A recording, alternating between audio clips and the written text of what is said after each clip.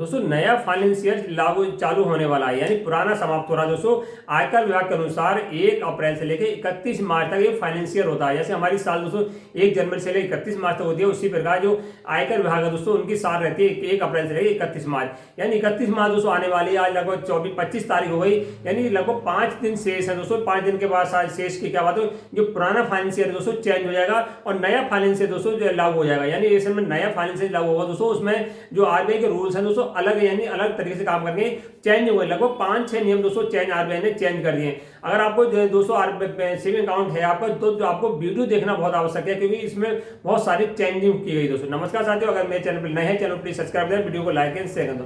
जैसे कि आपको मालूम होगा दोस्तों आरबीआई के रूल्स समय समय पर चेंज करते रहते हैं। उसी प्रकार दोस्तों हर साल फाइनेंशियल में क्या इस बार भी चेंज कर दिया गया है। जैसे कि आपको मालूम होगा जो हमारे सीनियर सिटीजन थे दोस्तों, वो यानी एफडी कराते थे, यानी सीनियर सिटीजन जो एफडी कराते थे उनमें क्या है कि 50,000 तक का ब्याज, वो टीडीएस 50,000 तक के ब्याज देते थे एफडी से, तो उनका कोई भी टीडीएस नहीं करता था। जैसे 50,000 से लिमिट जो 51,000 52,000 करते थे, लिमिट जाती थी ब्याज की, तो उनका 10% टीडीएस काट लिया जाता था बैंक की तरफ से। 10% यानी 51,000 गई तो 5,100 रुपये टीडीएस उनका काट ले गया। और जैसे जनरल जो सिटीजन थे, यानी आज जिनका 60 साल से कम है, वो 40,000 लिमिट थी। अब 40,000 से जैसे ऊपर होगी 41,000 होगी, तो 41,000 इनकम है जो ब्याज है दोस्तों, तो ब्याज 41,000 रुपये यानी 4,100 रुपये दोस्तों उनका टीडीएस काट दिया जाता था। अब उसे सीमा जो 1 अप्रैल से वो बढ़ाकर दोस्तों बढ़ दी गई है, यानी सीनियर सिटीजन के लिए बहुत ज्यादा फायदा करा है। वो 50,000 से बढ़ाकर कर दी पूरी 1 लाख रुपए। 1 लाख रुपए तक का कोई भी टीडीएस नहीं काटा जाएगा। और जो जनरल जो सिटीजन है दोस्तों, इनका आयु 60 साल कम है, उन्हें कर दिया 50,000, यानी 50,000 कि 10,000 का फायदा हुआ जनरल के लिए, और बाकी 50 यानी 50,000 का हुआ जो सीनियर सिटीजन के जो नया फाइनेंस ईयर है दोस्तों उसमें ज्यादा फायदा हुआ है। दूसरी अपडेट यह है कि एक जो नया फाइनेंस ईयर चालू हो रहा है, जो पहले सीमा थी 7 लाख तक कोई आय है दोस्तों, उसमें कोई टीडीएस नहीं कटेगा, अब वो बढ़ाकर 12 लाख कर दी दोस्तों। अब नंबर 2 दोस्तों, 12 लाख तक आपका कोई इनकम है, किसी भी स्रोत से है 12 लाख तक की, तो कोई भी आपका टीडीएस, कोई इनकम टैक्स नहीं देने की आवश्यकता, कोई भी आपका इनकम टैक्स नहीं कटेगा दोस्तों। 12 लाख वो प्लस 50,000 स्टैंडर्ड डिडक्शन थी दोस्तों, वो कर दी 75,000 रुपये, यानी 13.25 लाख तक का दोस्तों कोई भी आपका टीडीएस जो नया फाइनेंस ईयर होगा दोस्तों, उसमें कोई भी टीडीएस आपका काटा नहीं जाएगा। ये 2 अपडेट ये होगी दोस्तों।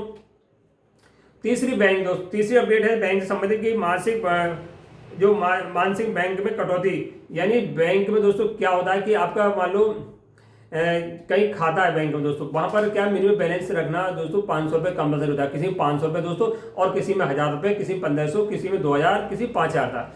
अब उससे बढ़ाकर दोस्तों 1 अप्रैल से सीमा दोस्तों दुगनी कर दी गई। यानी ग्रामीण क्षेत्र हो या शहरी क्षेत्र हो, ग्रामीण क्षेत्र में 500 रुपये से मिनिमम बैलेंस रखना अनिवार्य था, वो बढ़ाकर 1,000 कर दिया जाएगा दोस्तों। जहाँ 1,000 है वहाँ 2,000 या 5,000 है, वहां पर कर दिया जाएगा 10,000 रुपये। यानी मिनिमम बैलेंस रखना दोस्तों थोड़ा महंगा पड़ जाएगा आदमी ग्राहकों के लिए, कि मिनिमम बैलेंस दोस्तों चेंज होने वाले हैं 1 अप्रैल 2025 से, क्योंकि वो बोझ दोस्तों यानी पूरा बोझ पड़ेगा, यानी जो हमारे सिटीजन है दोस्तों उनके ऊपर पड़ेगा। क्योंकि बहुत से ऐसे हमारे ग्रामीण क्षेत्रों में रहने वाले दोस्तों, वो पूरी साल में 1,000 रुपये लेन देन नहीं करते हैं या 2,000 लेन देन नहीं करते, और उन्हें मिनिमम बैलेंस रखना पड़ेगा 1,000 2,000 में दोस्तों, उनके लिए मुश्किल होने वाला है, चाहे शहरी क्षेत्र हो चाहे ग्रामीण क्षेत्र हो। सीनियर सिटीजन हो गया नंबर 2 दोस्तों। और नंबर 3 क्या है दोस्तों, एटीएम संबंधित। अब एटीएम जैसे आपने पैसे एटीएम में निकालते हैं दोस्तों, अपने बैंक से निकालते तो कोई बात नहीं, अदर बैंक से निकालते हो 3 बार निकालना दोस्तों फ्री होता है, 3 बार फ्री निकाल सकते हैं। अगली बार निकालेंगे तो 20 रुपये या 25 रुपये जो चार्ज करता है, वो चार्ज दोस्तों अब महंगा होने वाला है। यहाँ 20 करता है, वहाँ 25 होगा, 25 होगा 30, यानी कुछ ना कुछ बढ़ोतरी होने वाली है एटीएम चार्ज में दोस्तों। यहाँ पर एटीएम का इस्तेमाल करते हैं तो आपको ये देखना बहुत जरूरी है कि कितना पैसे आप अदर एटीएम से पैसे निकालने पर काटे जा रहे हैं दोस्तों। एनपीसीआई जो रेगुलेट करती है बैंकों की, 1 अप्रैल से क्या 2025 कहा है, 1 अप्रैल 2025 से कहा है कि मोबाइल में लंबे समय से दोस्तों, मोबाइलों में लंबे समय से जो आपका सिम चला रहा दोस्तों, आपने रिचार्ज नहीं कराया है, यानी मोबाइल में आपका सिम था दोस्तों, वही नंबर आपने बैंक को दे रखा है, लंबे समय से 1 साल 2 साल 3 साल 5 साल हो गए दोस्तों, मगर आपने रिचार्ज नहीं कराया, उससे आप यूपीआई चला रहे हैं, यूपीआई दोस्तों चलती रहती है, अब वो यूपीआई दोस्तों इसका दुरुपयोग होने लगा है। तो आरबीआई के अनुसार कह दिया दोस्तों, ऐसे उपभोक्ता को चिन्हित करिए, यानी फिल्टर लगाइए जिन्होंने अपने मोबाइल को रिचार्ज नहीं कराया है और यूपीआई चला रहे हैं। क्या होता है कि 6 महीने या 1 साल में दोस्तों नंबर वो आपका नंबर किसी और को चला जाता है। अगर वो नंबर किसी और को चलाता है जो यूपीआई का दुरुपयोग होने की संभावना है दोस्तों।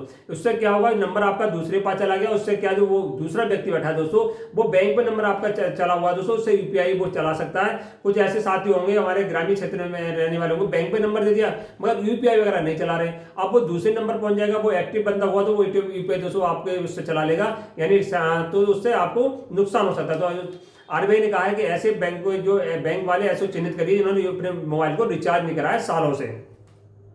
अब इसके लिए क्या हुआ, फिल्टर लगा के दोस्तों उनकी फिल्टर लगा के इनके अकाउंट में दोस्तों नंबर की चेकिंग की जाएगी किसने इसे रिचार्ज नहीं कराया है।